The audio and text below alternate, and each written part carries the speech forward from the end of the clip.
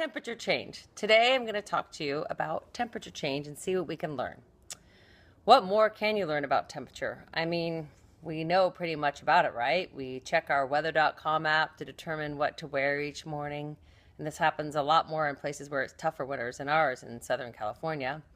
We feel the rush of a strong air conditioner in use after being outside on a hot day. We can feel that on our skins. We know when we have heated up our food too long in a microwave, when our tongue hits the food and we scream, ouch.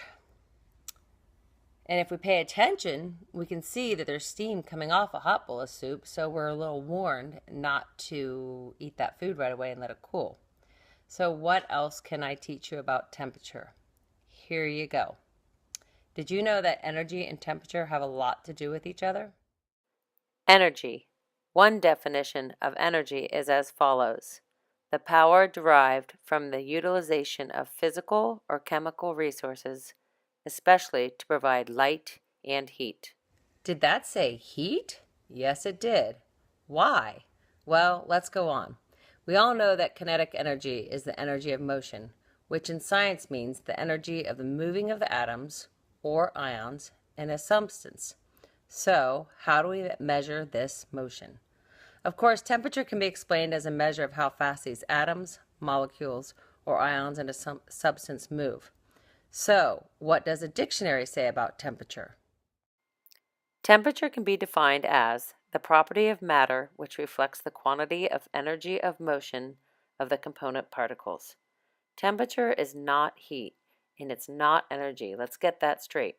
But more kinetic energy is the same as more atomic motion, and then you get an increase in temperature. So, as we're learning, there are many formulas that have been proven by past scientists to determine much information for us now.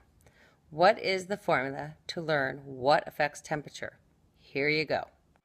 Q equals M times S times delta T. Let me explain what these symbols mean. Q. This represents the energy transferred, which is usually heat. S. This is the specific heat of the substance. What is specific heat? This is defined as the amount of energy that needs to be added or taken away from 1 gram of substance to result in a temperature change of 1 degree Celsius. To explain further, each substance has a heat capacity, so therefore they have a specific heat. For example, water, H2O, liquid, specific heat is 1.000 calorie per gram per Celsius. Ice is 0.500 calorie per gram per Celsius. And gold as a solid is 0.0310 calorie per gram per Celsius. M represents the mass of a substance.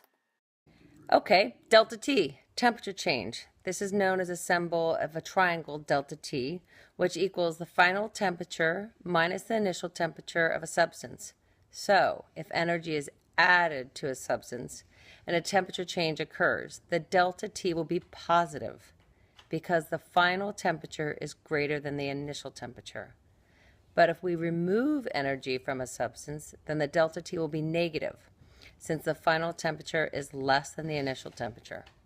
Therefore, the Q, energy transferred, will be negative 2 and vice versa. So, to reiterate, when determining a temperature change, if a positive energy value is calculated, then that shows the energy was moved to a substance. If there is a negative energy value calculated, then that proves the energy was removed from a substance. So, by knowing this equation, we can determine a few things. So what I'd like to do is run us through a question. The question is, how much heat energy is needed to raise the temperature of 8.20 grams of water? So that's your mass, 8.20, and I said grams, so you have to make sure you keep the units. From 13 degrees Celsius, that would be our initial temperature, to 32 degrees Celsius. First, we need to use the value of specific heat for water, which is, you'll get it in a chart that we talked about before. It is 1.000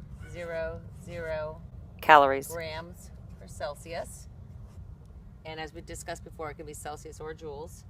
And then our delta T is 19 degrees.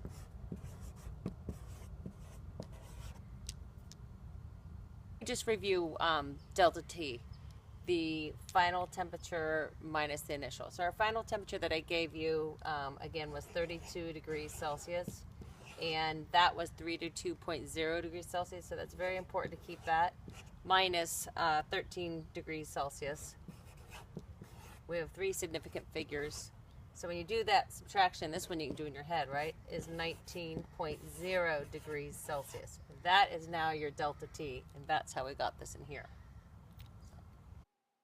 So to pull it all together, the equation of mass 8.20 grams times S, specific heat 1.00 calorie per gram per Celsius, times delta T, which you determine is 19.0 degrees Celsius, turns out to equal 139.4 calories, but with using significant numbers of 3, we round this to 139 calories, which is your final answer.